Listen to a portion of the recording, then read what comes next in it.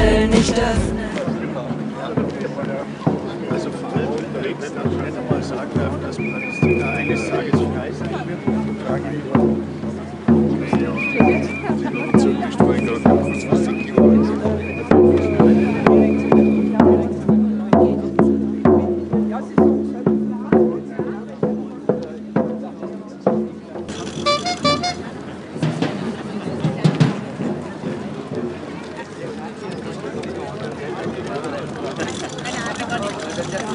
Jetzt kommt Frieden in der Welt, wir wollen jetzt enteignet werden.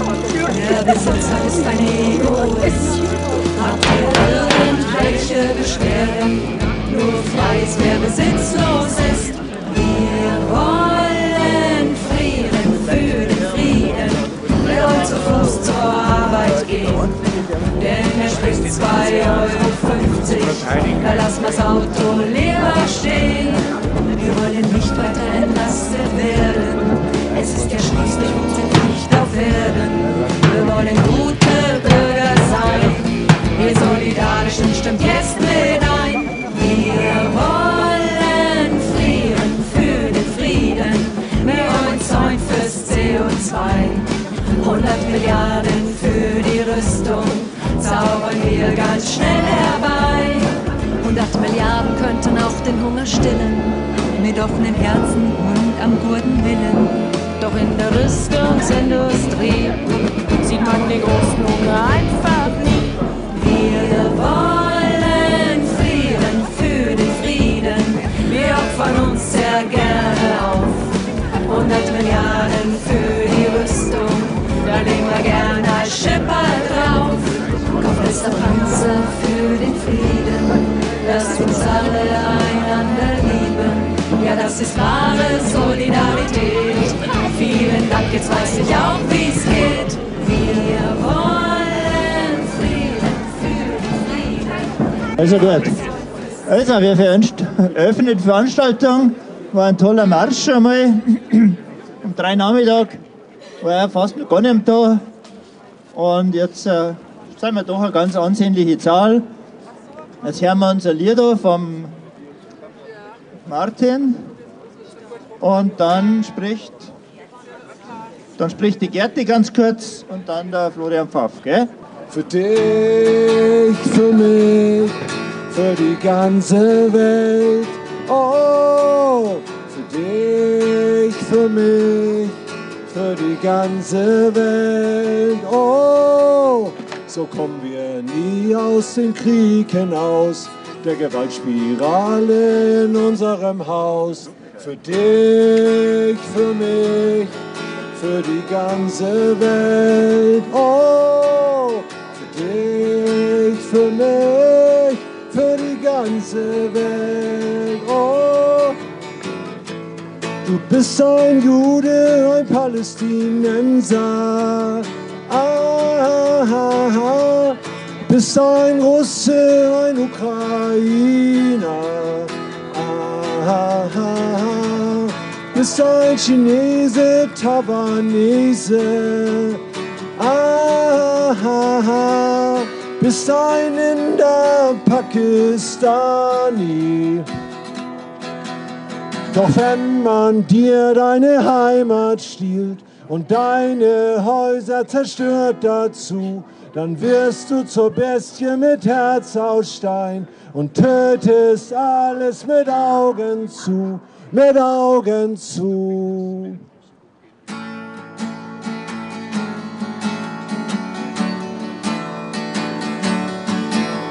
Für dich, für mich, für die ganze Welt. Oh, für dich, für mich, für die ganze Welt. Oh, wie kommen wir bloß aus dem Krieg hinaus, der Gewaltspirale in unserem Haus? Für dich, für mich, für die ganze Welt. Oh,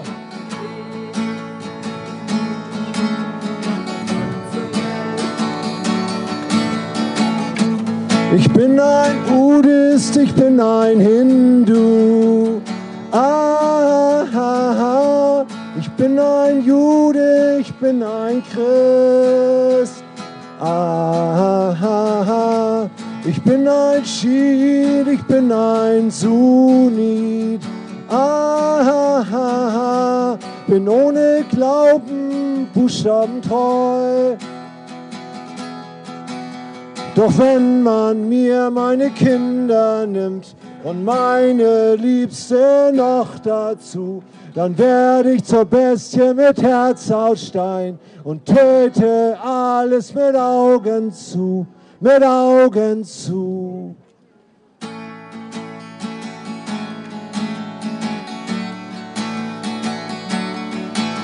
Für dich, für mich, für die ganze Welt. Oh, für dich, für mich, für die ganze Welt. Oh, nochmal. Für dich, für mich, für die ganze Welt. Oh, wie kommen wir bloß aus dem Krieg hinaus, der Gewaltspirale in unserem Haus, in unserem Haus. Für dich, für mich, für die ganze Welt. Oh!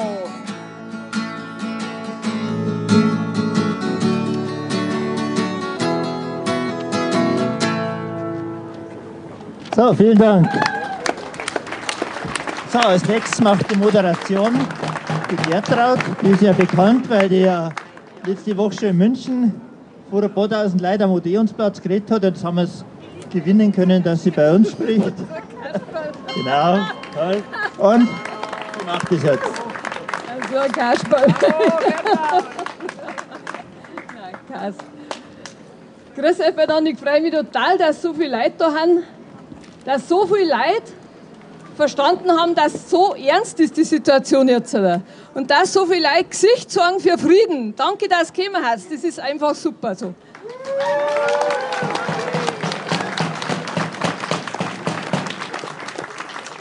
Ich darf euch heute ein bisschen durch den Nachmittag führen, wenn man so schön sagt. Also der Missel Thomas wird jetzt was sagen zur WHO. Der befasst sich ganz viel mit den ganzen Plänen, die diese, muss man schon sagen, Banditenorganisation hat. Der wird euch ein bisschen was erzählen. Da ist auch ein offener Brief entstanden aus seiner Arbeit. Hat der Uwe Kranz auch mitgearbeitet, gell? Ja, genau, das darfst du sagen. Und dann haben wir den Florian Pfaff, der Major AD, einer von denen, die in der Bundeswehr waren, weil sie sich für Frieden einsetzen. Herzlichen Dank, dass du gekommen bist. Du hast ja noch den Hauptvortrag.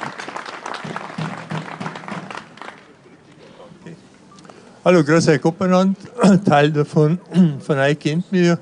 Bin der Thomas Missel und ja, momentan ist er wegen der WHO, dieser Pandemievertrag, die sind da immer noch im Verhandeln und interessanterweise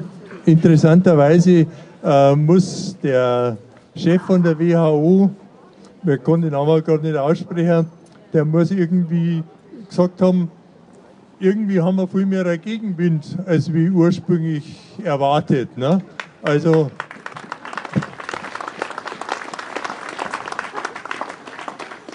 es nutzt auf alle Fälle was, dass wir uns dagegen wehren. Und das werden wir weiter tun. Also den Universalbrief, den man an die Bundestagspolitiker schicken kann oder schicken soll, der liegt da dort, da in diese Schachteln, wo die gelben, wo da ein bisschen gelb sind. Und wie schon angekündigt, hat der Uwe Kranz, der ja ehemaliger LKA-Chef war, hat dann aus diesem Universalbrief einen offenen Brief gemacht. Und dieser offene Brief, der ist an alle Bundestagsabgeordneten, an die Bürgermeister und an die Landräte gegangen. Und der ist zum Finden unter WHO-Pandemievertrag Uwe Kranz. Und der Uwe Kranz sagt, man soll ja den jetzt halt auch noch, von uns aus soll man die an die Leute auch noch schicken. Der Unterschied zwischen dem Universalbrief und dem Offenbrief ist, der Universalbrief, den haben wir per Post normalerweise geschickt und manche wahrscheinlich halt auch per Mail. Und der offene Brief, der ist also normalerweise wird nur per Mail oder ist bis jetzt nur per Mail verschickt worden. So, dann habe ich noch Excel-Listen ausliegen, und zwar über die NATO-Osterweiterung. Da ist auf einer Seite steht da alles drauf, was eigentlich die Presse eben nicht schreibt. Ne? Also weil das einfach nicht passt sozusagen. Der liegt auch da dort und auch bei den Freien Linken. Die haben den auch aufgelegt. Netterweise finde ich total toll, dass man da also so schön zusammenarbeitet. So, und dann gibt es noch was Besonderes, und zwar eine technische Richtlinie, BSI TR-03179-1. So, was soll das machen? Das ist, BSI heißt Bundesamt für Sicherheit in der Informationstechnik. Die sitzen in Bonn, und diese technische Richtlinie beschäftigt sich mit der digitalen Währung der Zentralbank. Also wenn es das eingibt, BSI TR-03179-1, dann kommt es da hin, was sich die Brüder momentan bezüglich dieser Abschaffung des Bargeldes, was sie da sich so denken. Und diese Richtlinien gibt es eigentlich nicht für uns, sondern die sind für die Firmen gedacht, die eigentlich sozusagen irgendwelche Gerätschaften, irgendwelche Software dafür entwickeln. Also bloß, dass ihr es wisst, dass es gibt, da kommen wir auch drauf. Das ist also öffentlich. Bloß interessanterweise sagt jeder, das stimmt überhaupt gar nicht, das mit dieser digitalen Währung, dass man da das Bargeld dann irgendwie abschafft oder so. Und das ist mir auch passiert bei der Post in Traunstein, der hat gesagt, ja, sowas habe ich noch nie gehört. Ne? Also das ist schon sehr interessant. Gut, das war eigentlich alles, was ich sagen wollte, aber eins möchte ich noch dazu sagen, eigentlich müssten wir uns unsere gesamte Energie, die wir eigentlich für den Erhalt der Demokratie einbringen, eigentlich müssen wir die Energie für den Erhalt unseres Planeten einbringen und nicht, dass wir die Politiker da sozusagen da den Gegenpol bilden. Und ich sage aber, ein endlicher Planet verträgt kein unendliches Wachstum und keinen unendlichen Müll. Dankeschön.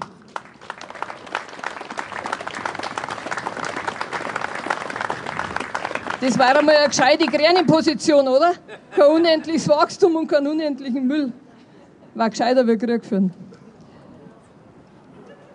Wir haben uns Gedanken gemacht, da von unserem Haufen, wo wir das organisieren, was im Moment ja ist, gell, mit dem Digital Service Act und alles, das kann ja alles so gelöscht werden, die interessanten Sachen sind dann aber weg. Und deswegen sind ja Bücher so wichtig. Und jetzt haben wir uns überlegt, weil die meisten Bücher doch relativ teuer sind, jetzt kommen bei uns Bücher Ausleicher. Hat auch ein bisschen den Hintergrund, wenn ihr euch Geld spart, kannst du vielleicht ein bisschen was in unsere Kasse einspenden. Nein, Spaß beiseite. Also kommt zu, schaut es euch an, die kann man bis zu einem Jahr oder so ausleihen, das wird dann aufgeschrieben.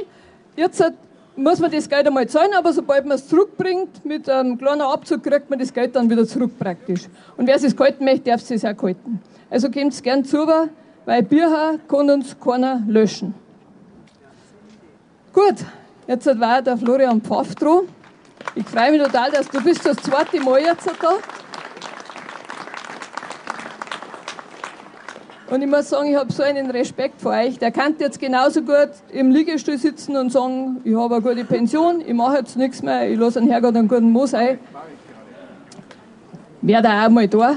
Aber er hat sich aufgerafft, dass er zu uns auf Traustall kommt, von Rotterdam runtergefahren und heute auf Nacht. Für die noch nicht genug haben, jetzt heute auf Nacht, heute er bei uns in Anger auf der Firma Neum noch einen Vortrag. Der jetzt gleich mal vormerken, ab 7 Uhr auf Nacht, kann man dann noch mehr hören von ihm. Florian, danke. Gerne. Und vor allen Dingen vielen Dank an alle, die gekommen sind. Denn es macht wenig Sinn, wenn ich hier rede und es hallt nur von der Kirche drüben zurück. Das muss weitererzählt werden. Ich möchte gleich anknüpfen an meinen Vorredner. Dem stimme ich natürlich zu, dass so ein kleiner Planet, ein endlicher Planet, nicht unendlich Müll verträgt, vor allem nicht den unendlichen Müll von Herrn Habeck und von Frau Baerbock, den die verzapfen. Da bin ich beim Thema meines Vortrags. Ihr wisst ja, ich bin eigentlich von der anderen Seite gekommen. Ich war früher Soldat und es gibt ja zwei Möglichkeiten, wie man Frieden macht. Die einen sagen Full Spectrum Dominance, also sowas Ähnliches wie Vorherrschaft, Überlegenheit auf allen Gebieten. Wenn ich das habe, kann mir niemand mehr ans Bein pinkeln, dann ist die Sache geritzt in trockenen Tüchern, also her mit Waffen, beste Ausbildung, aber die Sache hat natürlich einen Haken oder eine Bedingung. Ich habe nur dann Frieden, wenn ich selber auf Angriffskrieg verzichte. Und das war, als ich eingetreten bin, der Fall. Die Bundeswehr hat damals den Igel geklebt. Ich habe ihn selber auf meine Fahrzeuge kleben lassen. Das heißt also, wir haben gesagt, wenn wir angegriffen werden, dann sind wir nur zum Kampf bereit. Wir werden niemals selbst angreifen. Das hat sich geändert. Meine Einstellung nicht. Also ich sage, ich bin seit 1976 in der Friedensbewegung, aber die anderen haben sich wegbewegt in Richtung Krieg. Und das ist die Frage, wer hat denn jetzt recht?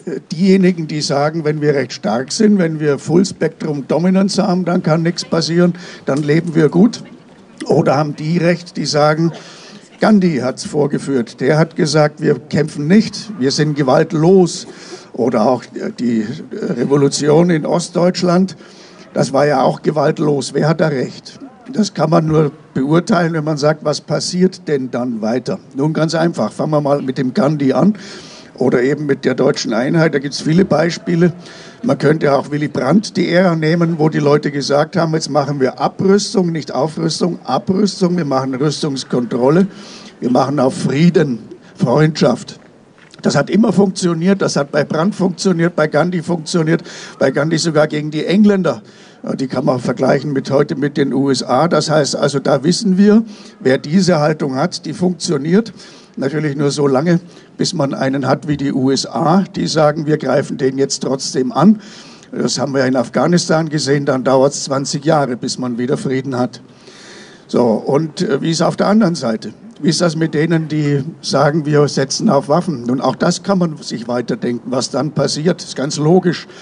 Dann muss der andere, der sich natürlich bedroht fühlen muss, wenn eine Seite aufrüstet, muss nachrüsten. Dann müssen die, wie beim Nachrüstungsbeschluss damals, sagen, dann wollen wir auch so Mittelstreckenraketen haben. Und wenn der eine Lenkraketen Hyperschall hat, muss der andere sagen, sowas wie Iskander, das wollen wir jetzt auch entwickeln. Und wenn der eine Unterwassertorpedos entwickelt und russische Schiffe versenkt, dann werden die Russen selbstverständlich sagen, ja, dann müssen wir auch solche Torpedos entwickeln. Das heißt, oder Unterwasserdrohnen genannt. Das heißt, es kommt eine Rüstungsspirale dabei heraus. Leuchtet jedem ein, muss so sein, wenn eine Seite sich nicht unterwerfen will. Man könnte ja auch sagen, okay, lass den Hegemon machen. Wir unterwerfen uns, so wie Deutschland unter die USA, dann haben wir auch Frieden. Obwohl die aggressiv sind. Aber wir haben Frieden, weil wir widersetzen uns ja nicht. Auch wenn die Pipeline bei uns gesprengt wird und wir genau wissen, wer es wusste und auch mit wem er es macht, wusste. Wir werden uns nicht dagegen wehren. Wir wollen noch nicht mal wissen, dass die das waren. Hätte man ja untersuchen können, haben wir nicht untersuchen wollen. Das ist eine Möglichkeit. Wenn man aber jetzt seine Freiheit behalten will, dann bleibt nur, dass man dagegen auch aufrüstet. Dann gibt es die Rüstungsspirale und dann haben wir das, was wir jetzt haben. Dann glaubt eine Seite, wie damals im Ersten Weltkrieg, wenn wir angreifen, wenn wir stark sind, wenn wir viele Waffen einsetzen, dann werden wir siegen. Und das Ziel der USA ganz erklärtermaßen ist diese Full Spectrum Dominance nach dem Motto, die anderen können nicht mithalten. Wenn wir sie militärisch nicht besiegen, sind sie wirtschaftlich im Eimer. Das heißt, diese Rüstungsspirale geht auch im Bereich der Wirtschaft. Man macht den anderen wirtschaftlich kaputt, bis eine Seite kaputt ist. Und wie gesagt, man denkt immer, wir sind es nicht, die kaputt gehen. Wir können nicht verlieren, wir werden gewinnen. Das haben die im Zweiten Weltkrieg auch gedacht. Diese Denke führt aber zu einem ganz bestimmten weiteren Ergebnis, nämlich, dass man sich in dieser Zeit, wo der Friede noch nicht herrscht, wo das noch nicht gelungen ist, dass man in dieser Zeit natürlich keinen wirtschaftlichen Fortschritt, keinen Wohlstand hat. Jetzt wird gerade gefaselt über ein Nachhaltigkeitsförderungsgesetz.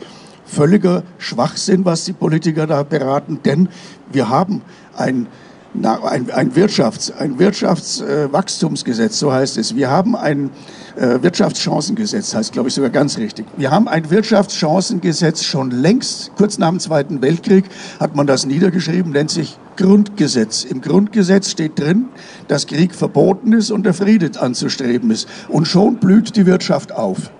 Das Gegenteil ist der Fall, wenn ich Krieg mache. Dann habe ich Kriegswirtschaft und die ist nun mal nichts für die Zivilisten. Man sieht es zurzeit ganz drastisch in der Ukraine, wie schlecht es den Menschen dort geht. Und es würde bei uns den Leuten auch wieder so schlecht gehen wie im Zweiten Weltkrieg, wenn der Krieg hierher käme. Unser Bundeskanzler hat zum Glück gesagt, das will er nicht. Er wird nur so viel machen, dass die Russen nicht der Meinung sind, wir sind jetzt im Krieg aktiv dabei. Dieser Ritt auf der Rasierklinge ist ein bisschen schwierig. Ich wünsche ihm viel Erfolg dabei. Gesagt hat er es, dass er nicht will, dass wir als Kriegspartei anerkannt werden oder erkannt werden oder eingestuft, wie auch immer. Frau Baerbock, na gut, die hat auch nur die Intelligenz von einem Baerbock. Die hat gemeint, wir sind im Krieg mit Russland.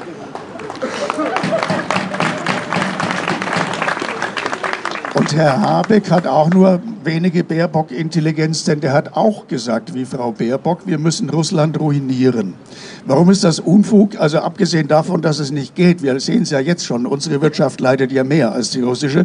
Abgesehen davon ist es ein völkerrechtliches Delikt, eine andere Seite ruinieren zu wollen. Ganz egal, ob mit Waffen oder wirtschaftlich. Es ist nach dem Völkerrecht unzulässig. Das sind also Verbrecher, die solche Dinge wollen, dass andere Länder ruiniert werden. Man darf einem Land, was angegriffen wird, wie die Ukraine, helfen. Das ist okay. Aber man darf nicht sagen, wenn der andere bereit ist zu gehen, das macht jetzt gar nichts, wir werden ihn trotzdem ruinieren. Und Putin ist bereit gewesen zu gehen, das werde ich heute Abend referieren. Ich werde heute Abend die Beweise an die Wand werfen, da will ich jetzt hier nicht drüber reden, wie diese Kriegsrhetorik bei uns funktioniert. Das gehört nämlich zu Full Spectrum Dominance dazu, dass wir Full Spectrum auch die Medien beherrschen, die den Leuten einreden, ich sage auf gut bayerisch ins Kirn scheißen, dass wir die Guten sind, die anderen sind die Bösen und Punkt. Und die Guten dürfen natürlich machen, was sie wollen. Die Guten dürfen natürlich Guantanamo errichten, dürfen foltern. Die Guten dürfen Angriffskriege anzetteln wie 1999. Und die Guten sorgen auch dafür, Full Spectrum sind wir wieder dabei, auch die Justiz muss eingekauft sein, in dem Fall in Form der Staatsanwaltschaften, dass keiner angeklagt wird vor Gericht. Denn wo kein Richter, wo kein Kläger, da kein Richter. Und deswegen ist für 1999 glasklare Verbrechen, kein einziger dieser Schwerkriminellen ins Gefängnis gewandert. Das Gleiche 2003. Man fragt sich, wie kann es sein, dass solche Schwerkriminelle, denn 2003 war auch ein klassischer Angriffskrieg und Deutschland war im Gegensatz zum verbalen Distanzieren in der Tat dabei, mit Tausenden von Soldaten, wissen wenige, die Medien haben das auch nicht breitgetreten. Ich habe selbst mit einem gesprochen, der im Panzer da unten saß. Und zwar unter Vollschutz, direkt an der Grenze zum Irak, auf kuwaitischer Seite. Das heißt also, man muss auch den Leuten einreden, in Afghanistan werden nur Brunnen gebohrt und Schulen gebaut, im Irakkrieg sind wir nicht dabei. Den Palästinensern geht's gut, die Israelis machen da gar keine Vertreibung der Palästinenser und schon gleich gar keinen Völkermord, um Gottes Willen. Und wer sagt, Palästina wird eines Tages frei sein, ja, der muss in Bayern doch angeklagt werden, das geht doch gar nicht. Wer kann denn Freiheit für... Übrigens interessanterweise für Semiten. Die Palästinenser sind Semiten. Also wer sich pro Palästina äußert und deswegen Antisemit ist, der ist so wie ich, Nazi. Ich darf Nazi genannt werden, sagt ein Staatsanwalt, obwohl mich der gar nicht kannte, der mich beleidigt hat, obwohl ich gegen Nazis bin. Ich bin gegen Bandera zum Beispiel, ein typischer Nazi, der hat Tausende von Leuten umgebracht.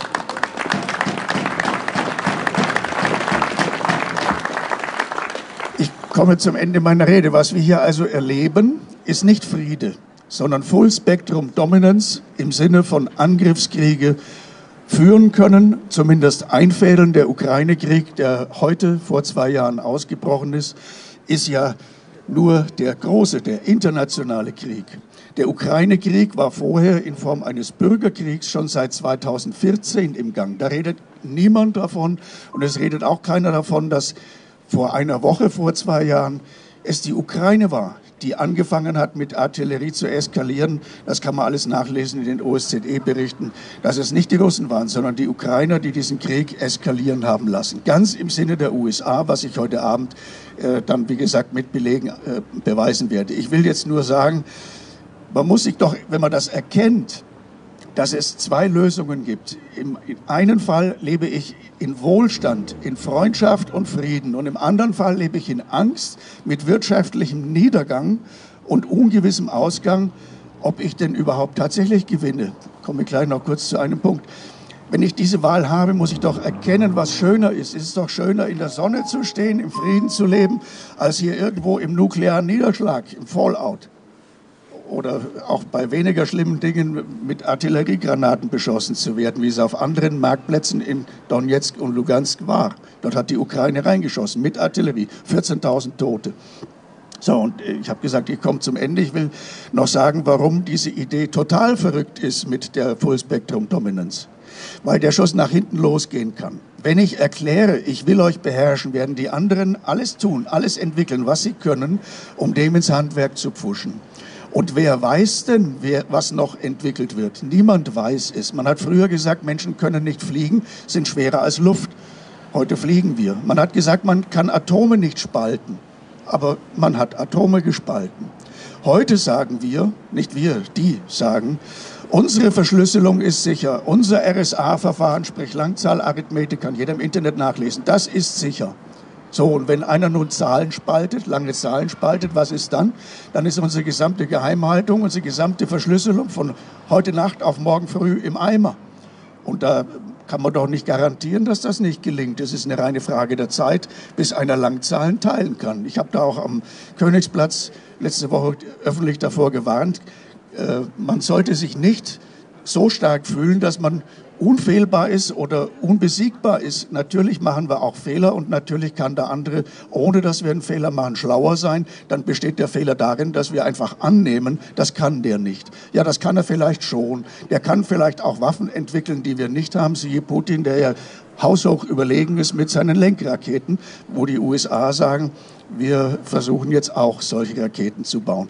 So, und wenn es eines Tages mal so weit ist, dass einer so eine Waffe hat gegen den Hegemon, gegen den er dann gezwungenermaßen ja kämpft. Die Russen haben es ja nicht freiwillig gemacht, die wurden ja genötigt, hat ja Herr Burns niedergeschrieben 2019, die Russen müssen den Angriffskrieg dann machen, wenn wir die NATO ausdehnen. Das heißt also, wer ein bisschen Hirn hat und nicht nur 2, 3 Baerbock-Verstand, der wird sagen, es ist viel, viel besser, wenn wir miteinander leben, wie es auf dem Plakat steht. Zusammenhalten statt spotten, genauso ist es. Deswegen ein großes Lob an das Plakat, das gilt weltweit. Vielen Dank.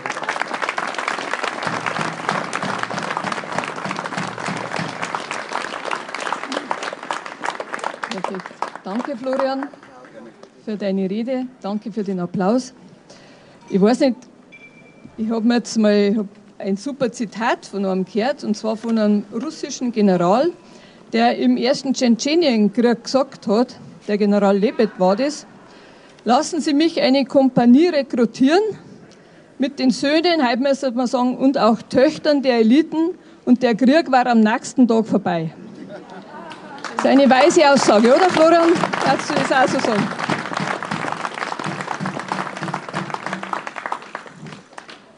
Ja, die Nelly und ich, wir werden jetzt noch kurz unsere Forderungen vorlesen, dass die halt alle wieder, auch vielleicht einmal wer hört, der wo jetzt nicht direkt auf die Kundgebung gegangen ist, ich denke mal, es schadet nicht, wenn wir es aber wieder mal sagen. So, wie jedes Mal, in erster Linie Freiheit für Julian Assange. Wirklich, dass er endlich rauskommt aus seinem Gefängnis. Polizei. Dann fordern wir die Aufarbeitung der Corona-Maßnahmen während der Pandemie. Ich sage es ganz bewusst so, das weiß man ja mittlerweile, dass das Ganze nicht erst 20 ausdenkt worden ist. Und zwar gesellschaftlich und juristisch. Es müssen die Verantwortlichen vor Gericht stehen. Eindeutig.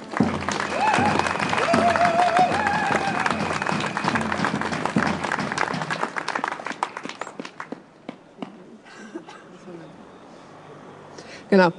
Was auch ganz gewaltig wichtig ist, das ist, dass wir das stoppen, dass die WHO ihre Gesundheitsvorschriften für uns, für das ganze Land, für ganz Europa, für die ganze Welt ausarbeitet und es tatsächlich schafft, dass sie uns das überstülpt. Dann sind wir wirklich, dann können wir der Katz. Wir müssen das auf jeden Fall verhindern. Das geht nicht, auf keinen Fall.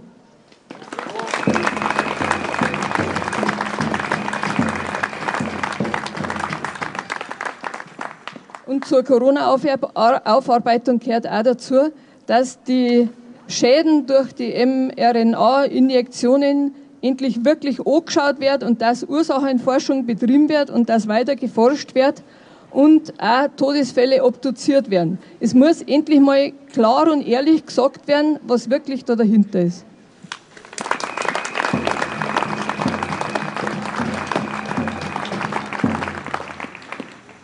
Bestimmt für ganz viele für uns hier, die wir uns versammelt haben, ganz wichtig. Wir fordern die freie Wahl von Therapiemöglichkeiten, von Alternativen, also nicht nur zum normalen Arzt, der auch ganz wichtig ist, den möchte ich auf keinen Fall irgendwie nicht wichtig finden. Aber wir müssen auch zum Heilpraktiker gehen dürfen und da gibt es so viele verschiedene Sorten, Homöopathie und Ayurveda und. Und das soll eine freie Wahl bleiben.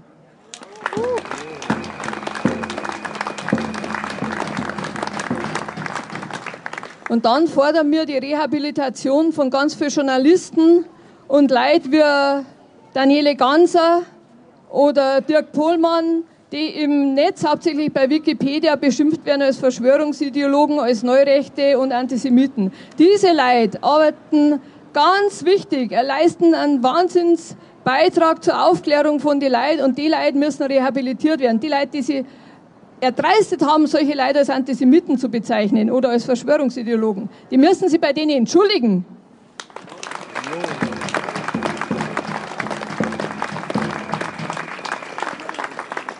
Und in diesem Sinne auch nochmal bei Clemens Arbeit, dem es auch so schlimm zugesetzt haben, damals bei Wikipedia. Das ist jetzt 1 Jahr her, dass er verstorben ist, leider. Gut. Dann auch etwas, was für uns alle von großer Bedeutung ist, dass wir unser Bargeld beibehalten dürfen. Ich glaube, da brauche ich gar nicht mehr viel dazu sagen. Ganz wichtig.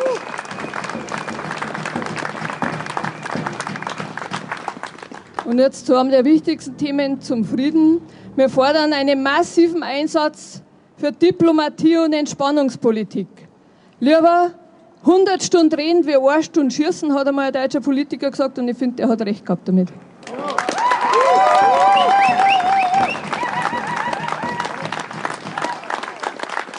Und in diesem Sinne natürlich Stopp aller Waffenlieferungen in die Ukraine und nach Israel und natürlich auch überall in der Welt. Wir wollen das nicht.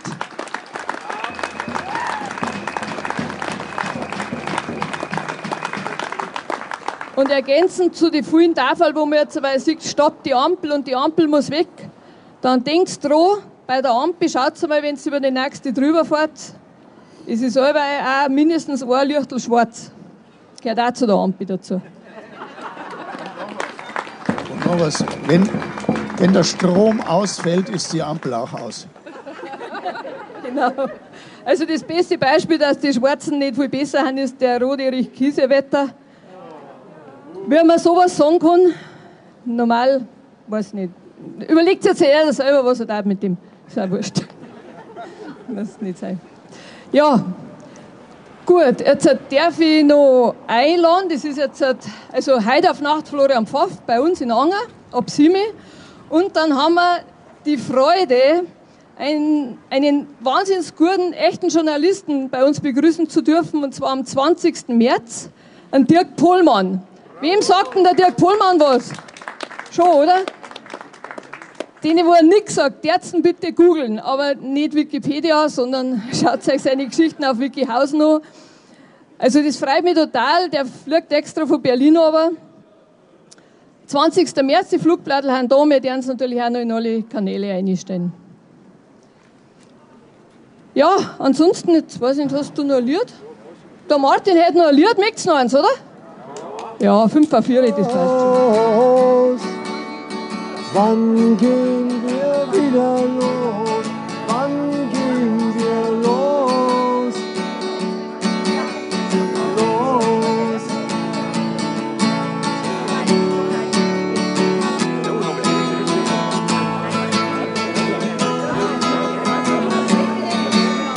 Wann gehen wir wieder los? Los.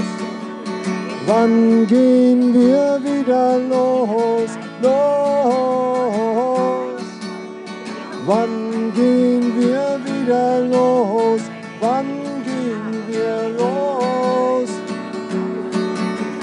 los.